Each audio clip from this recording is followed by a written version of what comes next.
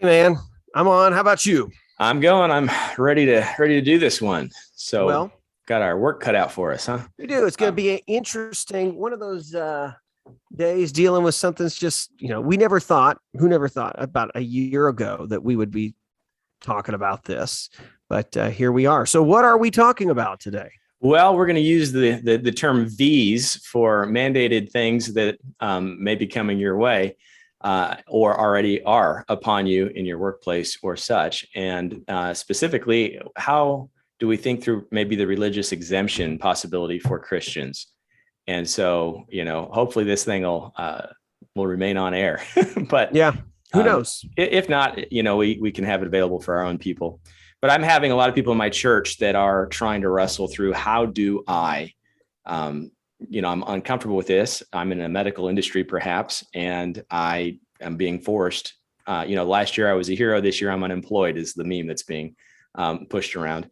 And so how do I move forward with this? And so I did just think it'd be helpful for us to talk through what a religious exemption might look like. Yeah. And just to help navigate, do you really have a religious exemption, or are you claiming something else, some sort of just uneasiness? Yeah. Well, and I think that's what you and I have to sift through, because I think, and we also have to make clear that we're just trying to process this as we think, because this is an area you and I just said before we even recorded this is one of those gray areas, right? That this is one of those areas where it's not 100% clear on the case that you need to be made, but it's going to come down to some conscience. It's going to come down to your interpretation. And I think, kind of you settling that before the Lord of why or why not you should go ahead and get it. So you ready to start this? Yeah, let's pray, so asking the Lord, give us some wisdom here. The Lord's Prayer. Our Father, who art in heaven, hallowed be thy name. Thy kingdom come, thy will be done on earth as it is in heaven. Give us this day our daily bread, and forgive us our trespasses as we forgive those who trespass against us. And lead us not into temptation, but deliver us from evil. For thine is the kingdom and the power and the glory forever and ever. And Lord, please give us just the insight that we need. And if this is helpful, Lord, please let it be so. In Jesus' name, amen. Amen. All right. All right, man. Well, let's start it up. So you've already kind of said it, and you said you've had conversations with people who have wanted to know. That's obviously, I've seen it from people passing it around, trying to figure out, what does an exemption look like? And is there grounds for in the Bible that would show us that maybe it's not as clear cut as, just love your neighbor, get the jab. You know what I mean? Yeah.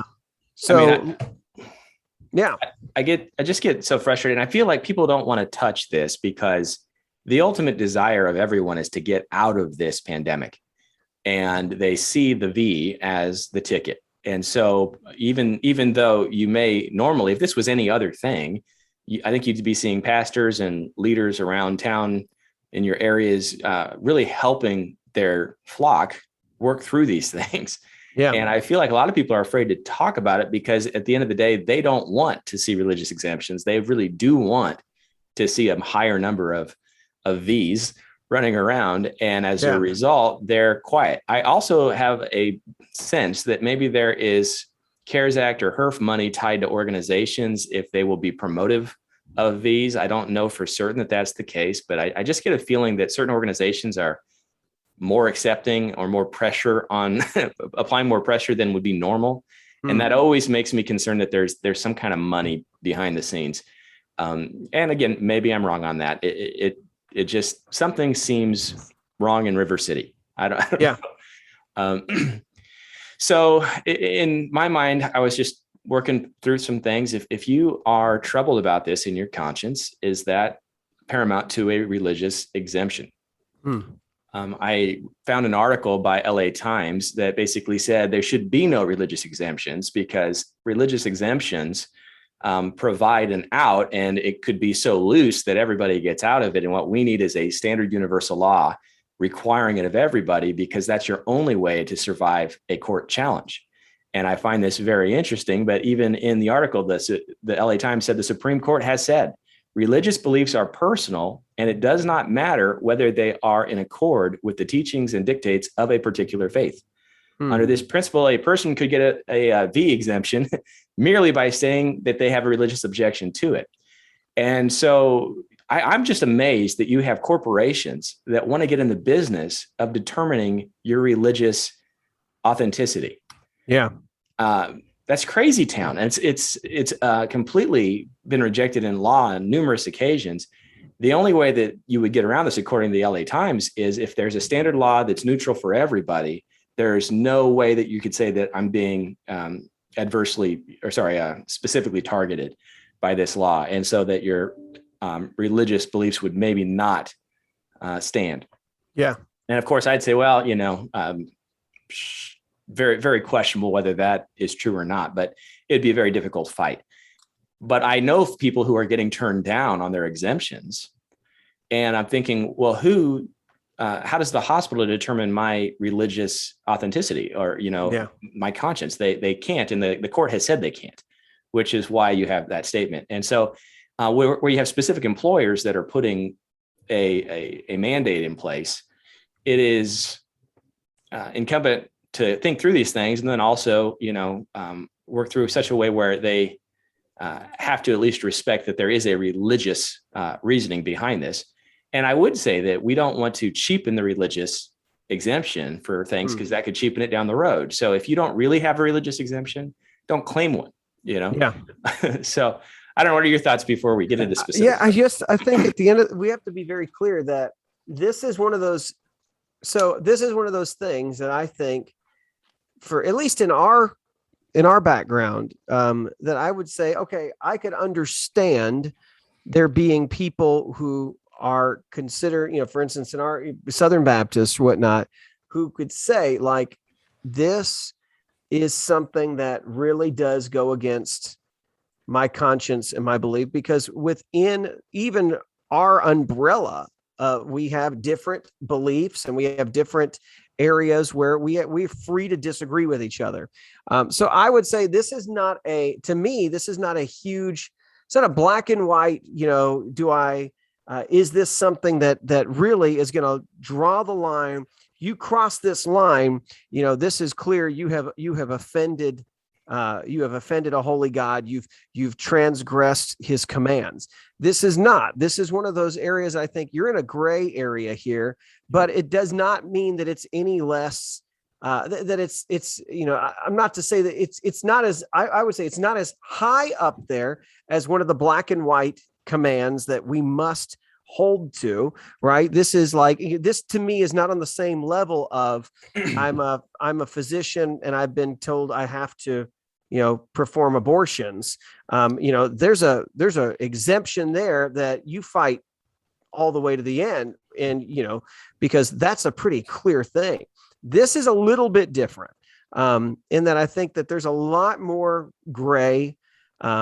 But even there being gray, there's I would say for some, you will be in a place where you'll say, okay, like I truly believe these things, and I can't get out of it. So that's what I would just say is this to me is not the black and white battle, right? But there's some room for disagreement for here. Yeah. And there's so many reasons or ways that you can approach this. You can say that this is a libertarian issue, and that if the government can claim some sort of emergency situation, we're saying that there's no limits to what they can require of the citizenry. You can go about it in a number of ways, but really we'll try to keep it focused in. What I'm seeing a little bit is that the interpretation of religious exemption is trying to be carved out by employers or organizations as you're either completely opposed to all V's of all types. We're talking smallpox, measles, including the new one we're discussing, or you can't be opposed to any of them. And so if you're going to say, well, hey, my kids got their annual shots, I've gotten mine for everything else, I don't want lockjaw, so I have my tinnitus, I keep that one up to date, right? It's not tinnitus. What am I? I don't know, man. Got the card. Yeah. You know, Sticks. Yeah. I think it's the DAW one I got last time because your kid, it's only good for 10 years or something. Anyway, all of that stuff. So basically, you're okay with these things. It wasn't a religious issue before. So how can you claim it today? And again, it puts the employer in a position of really acting as God and looking into your heart and being able to determine where your system of beliefs are, which is a very dubious position legally. But that is not entirely true. So I think that it's incorrect to try to say at one level, you know, in the past you behaved this way, in the present you're not following suit.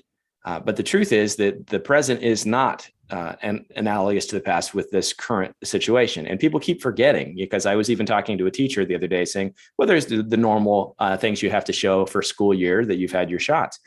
Those are approved standing practices that are not under an emergency youth authorization. And they took typically between 5 to 10 years to develop. And so we've got a track record of these types of medical interventions that give you a good sense of informed consent as to what these may do long term.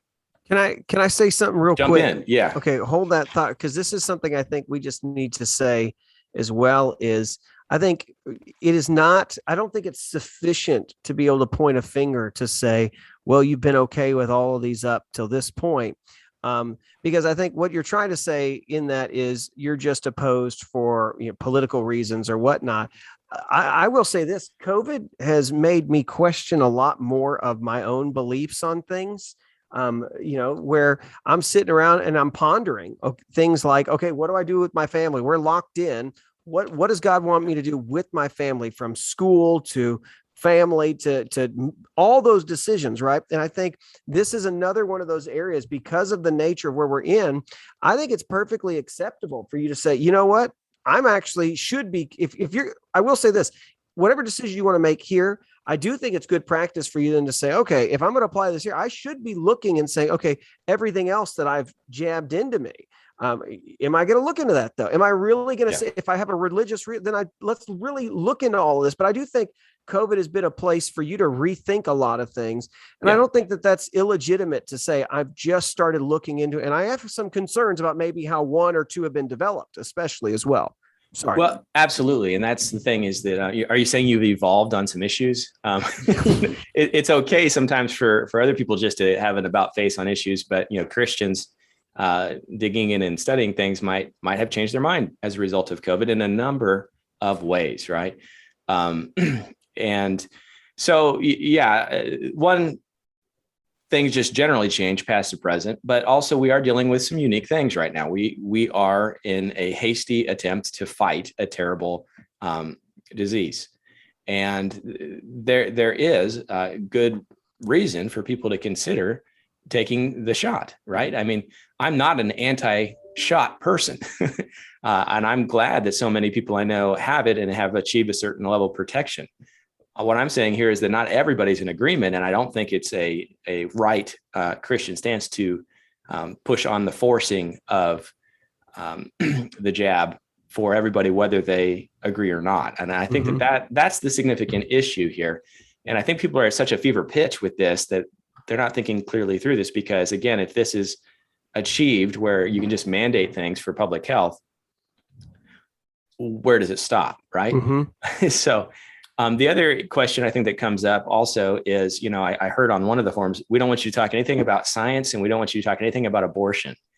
And well, hold on here, because that is a key part of this discussion, because some of the V's in development are using cell lines that are believed to derive from aborted tissue in the 70s.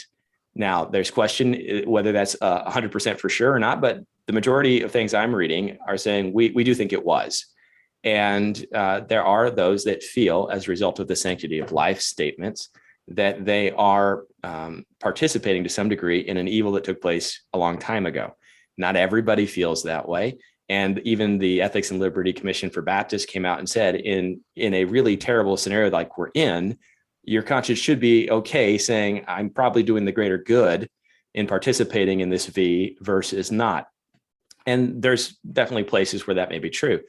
But For those that now look around and say, well, it looks like everybody who's fearful and needs the V can pretty well get it. I don't feel the same sense of urgency on myself at this stage.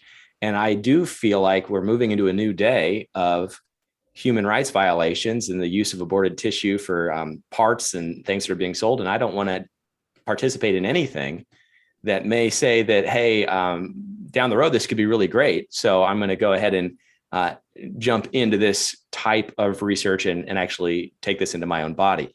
That is something that people are wrestling through, and that informs our religious conscience. And that, I think, is the key. So, all right. Any thoughts on that one before? So let's start with that premise first, right? So I think, because in my mind, that is probably number one, I would say, a biggest issue that people would have with certain ones, right? But I think that's something that up until this point, I had not been completely aware that was a practice, right? That, granted, that they've made vaccine V's, right? Based on, just based on, aborted fetuses. So, and using the stem cells. And so that is something that I think, at least in my mind, I would want to now, going forward, I'd like to look into everything else that goes in, not just this, right? Like that. Right. I don't want to, for me, truthfully, it makes me a little bit more aware of no, I'd like to consider what else has been out there that has been used. And is that something I really want to participate in? That being said, there is the big question, like you said, the ERLC kind of says you might be participating in a greater good. The other question is, does my participating in something that took place years ago, and this is an indirect benefit that has come from that terrible act, is that something that we should be totally worried about? And so that kind of gets gray, but at the same time, I think it is worth looking into. Right. But it's sometimes you wonder, okay, if I uncover that rock, what else is there, right? What else has been made on these things and has been built or had some connection to abortion? And, so the mRNA style Vs, aren't using that kind of tissue. And so for a lot of Christians, that's the direction that they have gone. The issue that other people have with that one is that this is somewhat of a newer technology with regard to human viral Vs.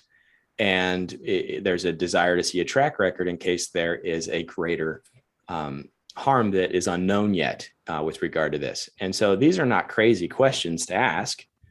And these questions are troubling a lot of Americans because they are on the fence, perhaps, and they would like more time to pass. And on the other side of the aisle, everyone's saying, if you don't participate, we're going to see increased variance and, all kinds of things. And of course, now we're moving into the booster discussion. So all of this stuff is going on.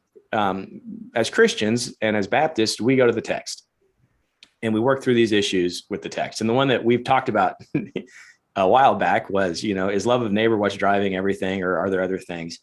At this point in time, I don't feel like those that are not participating in the V program have a sense that they are hurting their neighbor because their neighbor has access to the V. Other than a tiny percentage, maybe people that have a medical issue that they can't get it. But there's also now therapeutics that are available that, Florida is really pushing the Regeneron clinics and places where people can participate in that. And so we're not in the same place we were coming out of Christmas and, maybe last year. So you're not convincing people maybe to get as urgently worried about this as you may feel. And that's just something we're struggling with. So the passage for me, I think that really drives this is Romans 14.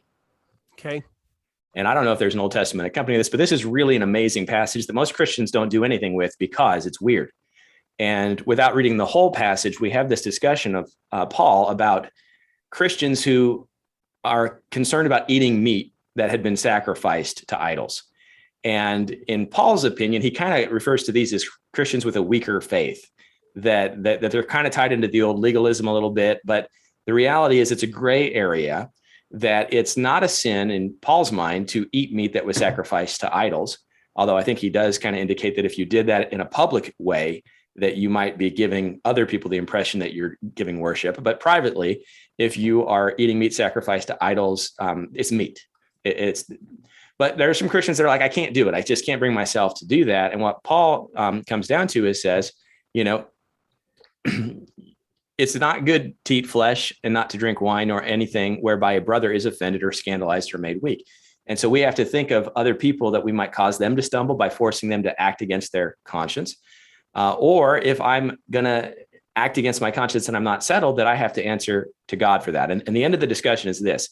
He that, hang on, I'm in the, let me get a different translation real quick. Because what were you in? I was looking for different ways of this. Somehow I was in the Dewey Rames, which is kind of like a KJV. Those who have doubts, Romans 14:23, are convicted if they go ahead and eat, because they aren't acting on the basis of faith. Everything that isn't based on faith is sin. Now, if you read the commentaries on this, or you just read the context, you're going to find out that the idea of faith here is not some sort of strange, broad term here of general belief, but it's a referencing of how I feel within myself about this practice. And so it really is a reference to conscience. And so if I violate what I believe, then I'm sinning, even if what I believe is wrong isn't really wrong. It becomes wrong if I violate my conscience. And this is a longstanding Christian belief. And it's not just a Christian belief, that, a Baptist belief. If we were to pull in other statements, I've got one from the National Catholic Bioethics Center that says a person is morally required to obey his or her conscience, even if it errs. Even if you're wrong, you are morally obligated to follow your conscience. That is not just an obscure religious belief. It's a biblical one. It's what we see here in Romans 14. So if you feel like eating meat sacrificed to idols somehow is connecting you with idol worship, then it's wrong. So, I think this would directly relate to if I feel like taking part in a V that utilized tissue that was obtained from an abortion, or may have been obtained from an abortion, but that's enough for me. If it makes me so unsettled within myself, then I would be sinning against my own conscience and thus against my maker by participating in that. Even if I'm wrong. So just to clarify though, but this is dealing with gray areas of faith, right? Yes. That my conscience is bound. I'm bound by my conscience when there is no clear biblical teaching on what to do. He's not just saying, well, I know that some people have decided that the Bible, the Bible's very clear on what I do in terms of my relationships with other women or things like that. But my conscience, I'm very clear that that's a different road. He's not saying you choose what you want. And, what he's saying is these are those areas that it's not, there's nothing specifically in there about here's what you need to do in this situation. And when you don't have a clear road, then it's between you and God and your conscience of how you're going to go forward. And you have to work through, in this passage, he refers to the eating of meat sacrificed to idols. He also refers to worshiping on a certain day of the week. And so if you realize this, he's hitting a couple of the commandments. The first being not worshiping anyone but God. And the second being the Sabbath, because we have a question, is it Saturday? Is it Sunday? And Paul says it's every day. It's God's day. But basically, again, if you are torn within yourself on this, if you sin against your own conscience for what you believe to be true, it's a sin for you. And so the correction there is to prayerfully work through it and inform the conscience. But not everybody gets there at the same time. And not everyone always lands in the same place. And so Paul gives this great sense of Christian liberty and conscience that we serve God the best we understand. And that has been a standing point of understanding really in the American story, even related to the First Amendment. So this is such a significant thing. And it really also is helpful for those trying to work through this as you're trying to maybe discuss things with your employer, that, I've looked at things, I've seen conflicting evidence, I see things that are backpedaling. It seems like everything's been moving a little quicker. And I personally am not settled that this wouldn't be a violation of some sense. And so one of the commandments then that is often brought up, which might be an overreach initially for people, but that would be thou shalt not kill. right? And if you go to the 1700s when this was coming out, that was the one. Like, what if I put something in my body and I die from it? And of course, Jonathan Edwards and his daughter did. They died of the smallpox vaccine because it was new, and he was trying to show we believe in medical intervention, but it did kill one of the great Christian leaders of the Awakenings. And so this is a terrible reality that did happen. So Jesus extends these laws to even more internal understanding. So if I hate my brother, I'm guilty of murder, right? There's an internal disposition towards myself or my neighbor that could result in disobeying these commands. And so the other verse I think that's helpful here that people go to is 1 Corinthians 6:18. And it is related to sexual immorality, but it extends that to ownership of body. Flee sexual immorality. Every sin a person commits is outside the body, but the person who is sexually immoral sins against his own body. Don't you know that your body is a temple of the Holy Spirit who is in you, whom you have from God? You are not your own, for you were bought at a price, so glorify God with your body. And so the view that a lot of Christians are struggling with here is if I take something into my body, which belongs to God, which I am called to take care of, to honor, to discipline, to make holy, and this device causes me harm or even death, is there a sense of guilt that I bear in bringing this upon myself for the hope that maybe I would stall off something else that's in God's hands anyway? And there are Christians who are struggling with this. And it goes back to that gray area of, I think this could cause harm. I'd be accountable for that harm before my maker. And as a result, I'm not settled in my conscience yet. Henceforth, I am religiously exempt. I would say, and this is an area that I do think people really blow this one out of proportion on the idea of what your body is a temple, because what that usually means is, if we're really to truly understand what that means, is we are understanding my body belongs to the Lord and how I use it. And what typically people do is they point fingers at those who are drinking or smoking, and then they don't really point the fact that they have, blown up their own body by, the buffet line.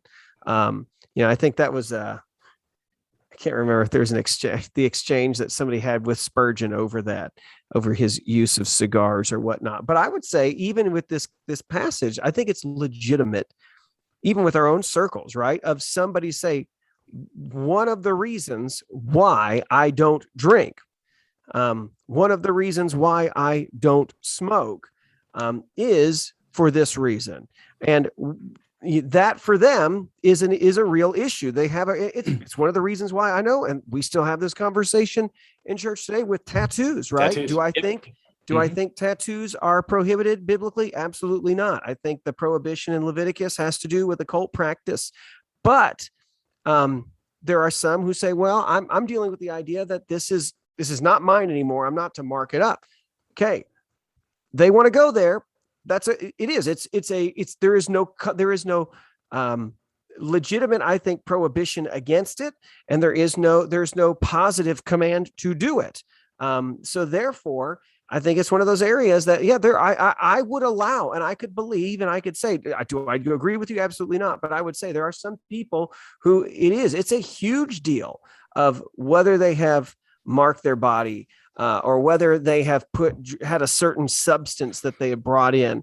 When I think, but those come down to some more gray areas once again, and that's where the freedom that comes with this. But the problem is, the government doesn't get to decide whose freedom is respected in that religious opinion or not. Just because maybe the bulk of my people would say, yeah, we got all freedom and we put all sorts of stuff on our body, that doesn't mean that for some, there's a legitimate, reason of why they will not, that they're total teetotalers. Does that even total teetotalers? There you go. There you go. Me and Donald Trump, man. There you go. I do love my McDonald's too.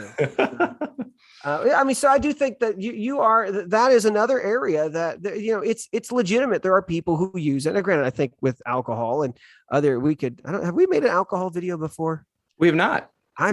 There we go. That's another one that we could go here. Right. But I think there's other places to say where that's a pretty clear, way of why it's probably better to abstain. But once again, I would toss it in the gray category, and conscious, you make your choice based on on that, but part of that is, what do I do to my body? Do I, and there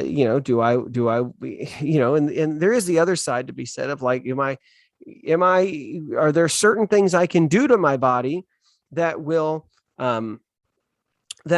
maybe make it more difficult for God to use me to the fullest capacity? And I think that's more of a kind of a jump from this verse. But there are things that you can do to your body willingly that will limit you and the ability that God can use you. Right. So if you impair your body from, on purpose through drug use or things like that, or even just let your body just go to waste because you refuse to take care of it, I would say that's problematic to me, in that you truly have not respected this gift that God has given you. And so I would say that those are, I think that'd be safe to say, yeah, that is sinful in what you have done to your body in order to, and have kind of wasted this opportunity, this gift God has given you in the shell that you've got right now. Well, and I think we also talked about mutilation and other things. We got to do something, another video on those types of things. I did want to say there's a discussion of therapeutic proportionality that comes out of the United Conference of Catholic Bishops. And I cite them because the Catholic Church has more of a longer standing run of addressing these issues in a way that's authoritative for that church. It's not for us, but we kind of come to the same agreement on a lot of things because this is discerned from scripture passages like Romans 14 and then worked out in specific instances. And so one of the things that they say here is that every person is obliged to use ordinary means to preserve his or her health. No person should be obliged to submit to a healthcare procedure that the person has judged with a free and informed conscience not to provide a reasonable hope of benefit, without imposing excessive risks and burdens on the patient or excessive expense on the family or community. And so this is a way of saying that this also plays into the reasons you may be opposed. It may harm my own body, and the result of harming my own body could result in death, but it also may cause injury that would make it difficult for me to be contributing to my family. In fact, I might become an expense to my family. And in the case of the present Vs, since they are under an emergency use, there is no legal recourse for those that are being mandated to take this to sue the manufacturers if something has gone wrong. And this extends even into approved Vs, but there is a certain level of protection that is denied, and people are signing away protections because of the emergency status. So being forced to take an emergency approved V also may, in the mind of some, pose a threat to myself or my family in an excessive expense that might result from, say, a stroke or something along those lines that leaves me incapacitated but living, right? And that sometimes is scarier than death to many. So I'm not saying that this is the norm. I'm not saying, but people need to inform their conscience. Is this a legitimate thing to be worried about? If you feel like it is, even if you're wrong, your conscience is your conscience, and God will judge you on how you respond to what your conscience is. If you don't know, inform yourself, and maybe you will move on this issue. That's something that can happen. People that aren't there yet, if they're given a little more time and seeing a little more of the results, may move to say, I'm going to go ahead and take this. But we're at a stage where not everybody's there yet, and we cannot force our understanding upon them. So let me ask you this, and how would you respond to this? Because I think this actually goes both ways. Yeah. Of the person who says, I don't think I need one exemption because God is sovereign over all things, and he has determined. And so any issue that could come about, that's what someone might say. Well, okay, if your conscience is captive and you're thinking, I can't do this, I have a problem with that.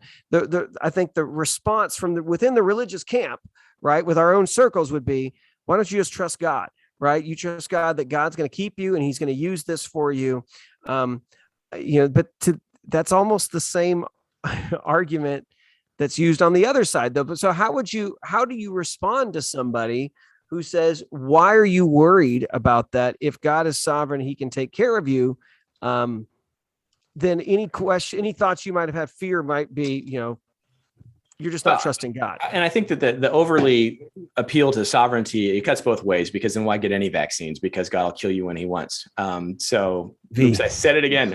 Anyway, or why wear a seatbelt, right? Why take my diabetic medication? There's interventions, and life is gray. There's a lot of gray areas. Which of the options should I take, right? These are all. I don't think any American's looking at AstraZeneca saying, "Man, I wish I could get that one," right? But these are things that go around in people's minds, and so I think the reality is that's not an applicable situation, because there's so many things I do every day in my life that are just for the common welfare of the world and myself, that appealing to sovereignty, it just doesn't work here, because then should the sovereignty tell me to do it or not to do it? Should it gets to a point also, should I pray for the lost or not? If God's sovereign, he'll save them, so that my prayer, it'll be used in his goodwill to do that. Or God's already decided, to do it, so my prayer is ineffective. In practice, we can't live in that world all the time. Yeah. But that's the cheap shot, I think, is used on both sides. Yeah. Yeah. And again, I'm going to be judged based on how I live within my conscience. Again, if I was where that person is, maybe I would just roll with it, but I'm not, and so you cannot force someone to get to your level of understanding and how you understand. That's, and people have been doing it by force for years. Part of the reason the Pilgrims settled in America was they were being forced to do things against their desire. They were being forced to worship in a way they didn't think was within the bounds of Scripture. And since Christians don't just see worship as a church thing, but my whole life is worship, then how I treat my body, it all goes into that. And so it is something to consider. I did want to also say, if you're Southern Baptist, we have a Baptist faith and message.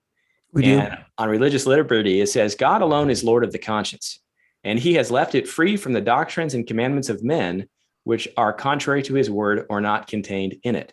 This is something that is not specifically contained in it, so we have to appeal to the principles that are in the word, and God is the Lord. And so this is in our doctrinal statements as a denomination, and it may be helpful if you're trying to write a religious exemption.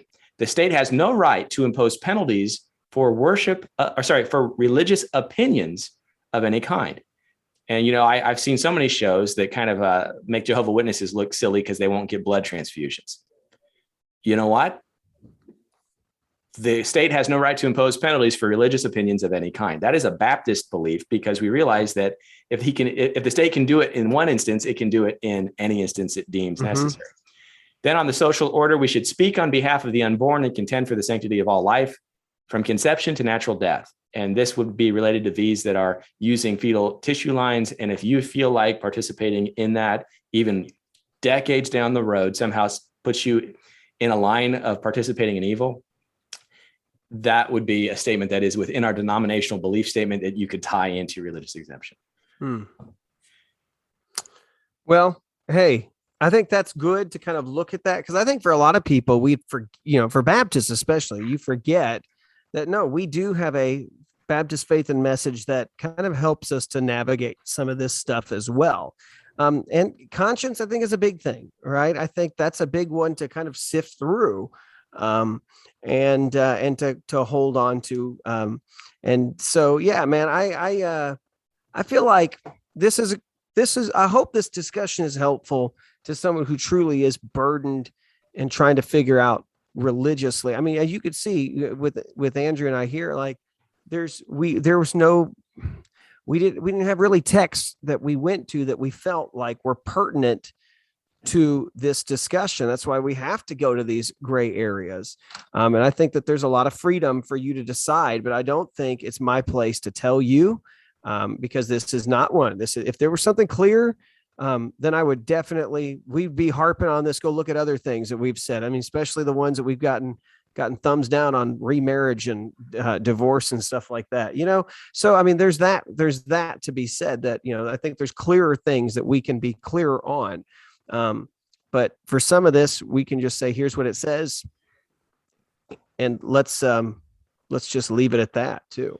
Again, my cry would be, we have to honor each other's consciences, even if I disagree with you. And because we have seen, America is a beautiful place because it allowed religious freedom.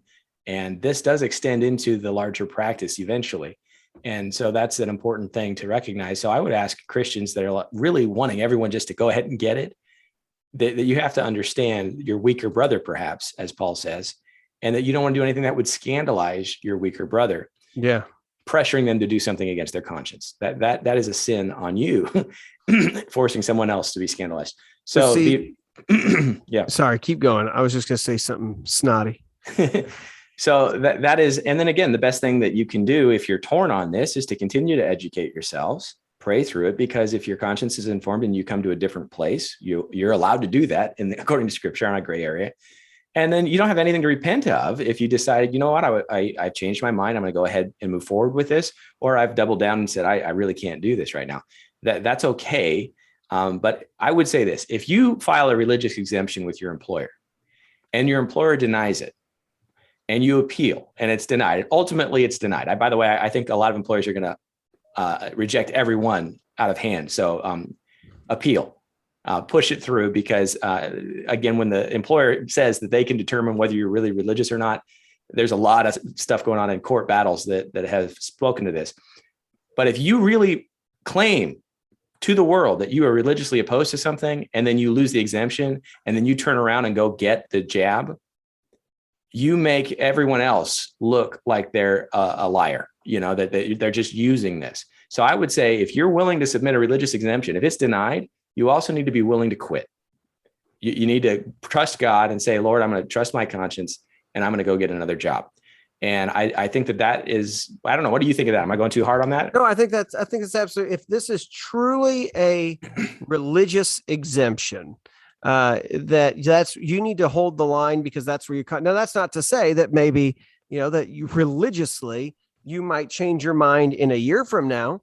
But if your mind simply changes because the economics have changed, then is that really a religious exemption, or is this a political or so whatever. So I do think that you need to sift through. And I do think that for all of us too, we all need to evaluate, am I opposed to something or not, because it's because of my spirit, my convictions on faith, or is it because of my convictions of politics, or convictions of, and that's just something to kind of work through.